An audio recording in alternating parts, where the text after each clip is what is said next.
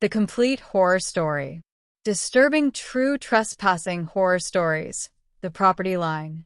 My name is Tyler Matthews, and I'm an urban explorer, or I was, until that night at the Corrigan property changed everything I thought I knew about abandoned places. It started as it always did, a tip from someone in the exploration community. This time, it was a message from a user named DeadZone87 on our private forum. Found something insane. Old estate outside Ashland, Oregon. Owner died in the 80s, no heirs. Property in legal limbo for 40 years. House is intact, supposedly full of original belongings. No security. GPS coordinates attached. You're welcome. I'd explored dozens of abandoned properties, asylums, factories, mansions, documenting them with photos and videos. The thrill wasn't about destruction or theft. It was about witnessing forgotten spaces, preserving them digitally before they crumbled into nothing. I followed strict rules. Take only pictures, leave only footprints, respect the dead. The Corrigan estate was 2 hours from my apartment in Portland. I convinced my girlfriend, Amy, to come along despite her reservations. This feels different, she said as we loaded camera equipment into my car that October afternoon. That message, something about it seemed off. It's the same as always, I assured her. In and out before dark. Quick documentation. Then we grabbed dinner in town. The GPS led us down increasingly narrow roads until we were on a barely maintained dirt path cutting through dense Oregon forest. The estate appeared suddenly, a 3-story Victorian manor set back from the road, surrounded by overgrown gardens and dying trees. A rusted iron fence ran the property's perimeter, topped with spikes that had been decorative once, but now looked menacing in the fading afternoon light. Jesus, Amy whispered. It's huge. The fence had a gate, secured with a chain and padlock that had rusted through decades ago. I pushed it open with minimal effort. The screech of metal on metal echoed through the trees, and somewhere in the distance, birds took flight. We shouldn't be here, Amy said, not for the first time. We're just documenting history, I replied, stepping through the gate. Think of it as preservation. The property felt wrong from the moment we crossed the threshold. The temperature dropped noticeably, despite the mild October weather. The air smelled of rot, and something else, something chemical and harsh that burned my nostrils. The overgrown path to the house was lined with dead roses, their blackened petals scattered across cracked stone. The front door was unlocked. That should have been our second warning. Abandoned properties are usually sealed, boarded up, secured. This door simply swung open when I turned the handle, revealing an entrance hall frozen in time. Everything was intact. Furniture covered in dust, but otherwise perfect. Portraits on the walls, the Corrigan family, I assumed, staring down with stern Victorian expressions. A grandfather clock stood silent in the corner, its hand stopped at 3:33. The wooden floors creaked under our feet, and dust motes swirled in the dim light filtering through grimy windows. This is incredible, I said, raising my camera. It's like they just walked away. Amy grabbed my arm. Tyler, look at the dust. I looked down. Our footprints were clearly visible in the thick dust covering the floor. But there were other footprints too. Dozens of them, crisscrossing the entrance hall, some leading deeper into the house, others circling back to the door. Fresh footprints. No dust settled over them. Someone else is here, Amy breathed. Or was here recently. Probably just other explorers, I said, but my voice lacked conviction. Come on. Let's document the main floor and get out. We moved through the house room by room. The parlor, with its Victorian furniture and paintings of pastoral scenes. The dining room, with a table set for 12, plates and silverware still arranged as if waiting for guests who never arrived. The library, with floor-to-ceiling shelves of moldering books and a desk covered in papers that crumbled when I tried to examine them. Every room contained more footprints. They were everywhere, overlapping in some places, isolated in others. And as we moved deeper into the house, I began to notice something disturbing about them. They all led further in. None led back out. Tyler. Amy's voice was tight with fear.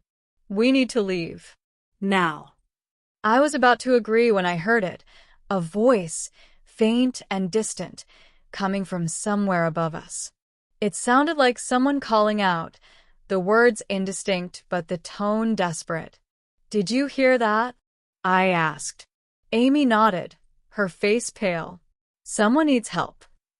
Against every instinct screaming at us to run, we headed toward the stairs. The voice came again, clearer now, definitely from the second floor.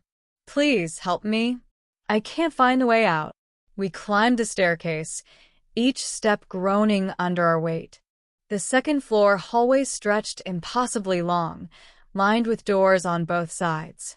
The voice was louder here, echoing from multiple directions at once. Hello. I called out. Where are you? In here, please.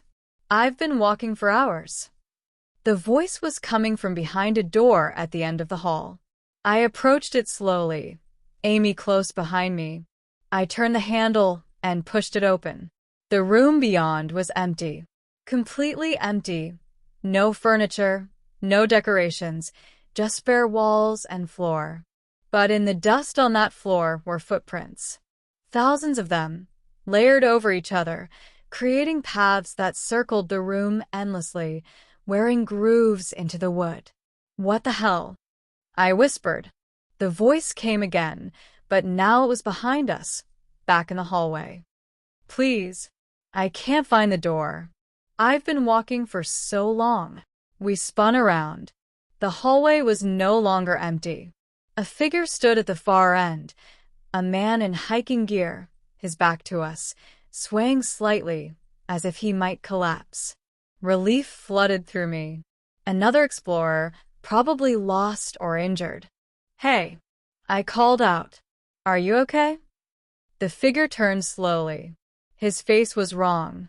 The features were there, eyes, nose, mouth, but they were positioned incorrectly, as if someone had assembled them from memory without understanding how they should fit together. And his expression was one of pure, mindless terror. Can't find the way out, he said, his voice now mechanical, hollow. Been walking for hours. Days. Years. I can't find the way out. He took a step toward us. Do you know the way out? Amy and I ran. We sprinted down the hallway toward the stairs, our footsteps thundering on the old wood. Behind us, I could hear the figure following, its footsteps matching ours exactly, like an echo made flesh. We reached the staircase and descended as fast as we dared. When we hit the first floor, Amy pulled me toward the front door. Come on, it's right there. But when we reached where the entrance hall should have been, we found ourselves in a different room, the library we'd explored earlier. That's not possible, I gasped.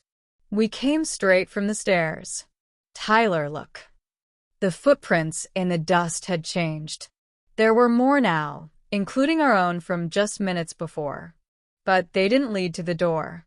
They circled the room, over and over, like someone had been trapped here, walking endlessly, searching for an exit that wouldn't appear. I pulled out my phone to call for help. No signal. Not just weak, completely absent, as if we were in a dead zone. Amy tried hers with the same result. Okay, we're not panicking, I said, though my voice shook. The door is here somewhere. We just need to retrace our steps. We tried. For the next hour, or what felt like an hour, time seemed to dilate strangely. We moved through the house, trying to find the entrance hall, trying to find any exit.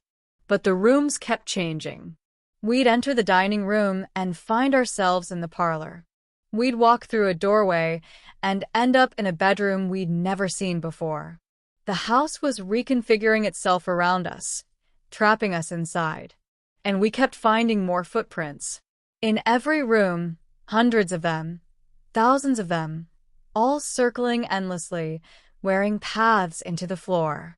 Evidence of others who'd been trapped here, who'd walked until exhaustion took them, or something worse. The property line, Amy said suddenly. She was leaning against a wall, breathing hard. When we crossed the fence, that gate, there was something carved into it. Did you see? I tried to remember. There had been something, almost invisible under the rust. Letters or symbols, too weathered to read clearly. Property boundaries used to be protected with warnings, curses, Amy continued. She was a folklore major, had told me stories about these things before. If someone crossed without permission, without proper respect, they could be trapped. The land itself would claim them. That's just superstition, I said, but the words felt hollow. Is it? She gestured around us. We're trapped in a house that shouldn't exist, being hunted by something that used to be human. We trespassed, Tyler. We violated the boundary. And now the property won't let us leave. A sound interrupted us. Footsteps, many footsteps, coming from all directions at once. Through the doorways they came, figures in various states of decay and distortion. Some looked recent, their features still mostly human.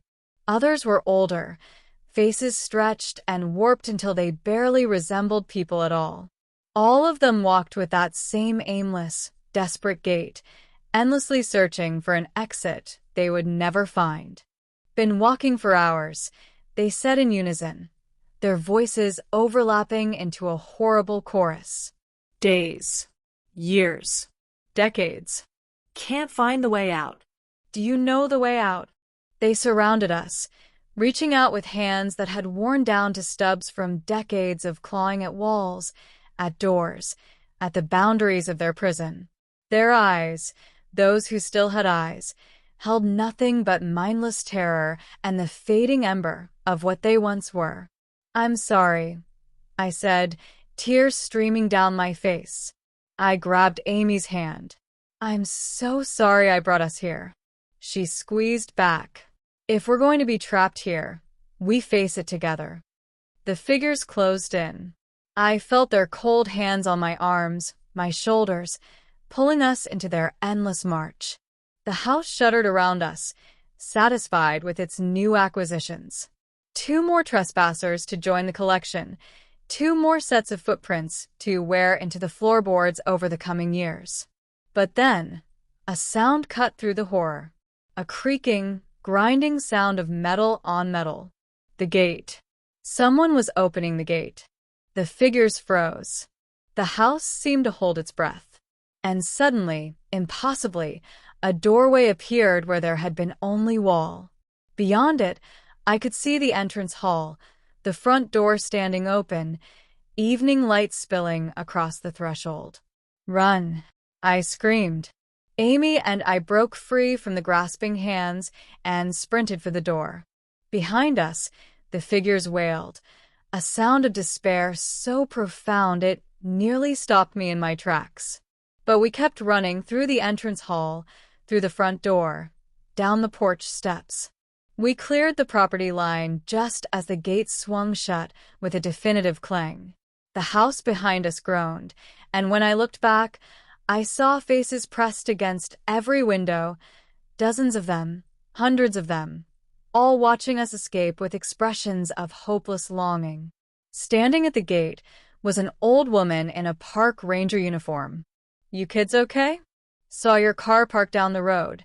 Figured you might be trespassing. This property is condemned.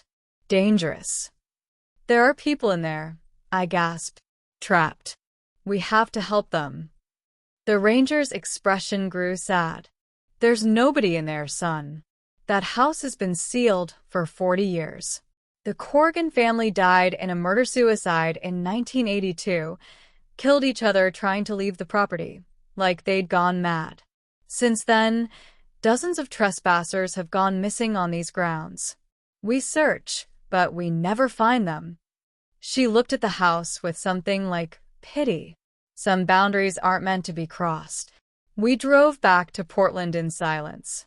I deleted all the photos from my camera, left the urban exploration forums, and never spoke about what happened. But sometimes at night, I dream of walking through endless rooms, searching for a door that won't appear, my footsteps joining thousands of others in an eternal circuit of the damned.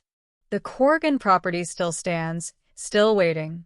The coordinates are still posted on that forum, shared by DeadZone87, who never posted again after that message and whose account can't be traced to any real person. The property is still hungry, and there are always more trespassers.